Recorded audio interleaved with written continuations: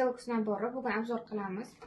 Seox nabor ko'rinishlari juda ham chiroyli. Bu nabor ichida o'zini umvalkasi bor, yuz yuvadigan, ertalab kechqurun yuviladi. Yuzdagi poralarni kichraytirib, yuzni oppoq qilib beradi. Juda ham yaxshi, sifati ham.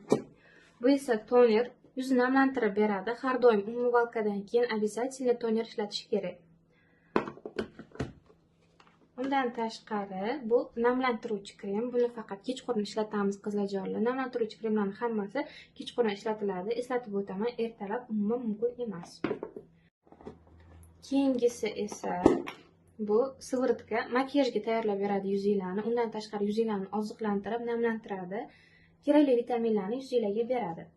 Va eng asosiysi qizlarjonlar, inson qaraganda birinchi o'rinda ko'zini ostidagi ajinlar hisoblanadi. O'sha ajinlarga yo'qotadigan mana bunaqa ko'z ostiga surtiladigan kremlari mavjud va ko'z tagidagi qorayishlarni, ko'karishlarni poyga yetkazib beradi. Bunisi esa bo'yin uchun surtiladigan krem.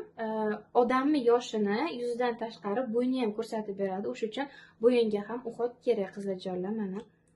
Mana bunaqa bo'ladi bo'yin uchun. Ko'rib turganingizda mana shuna bor.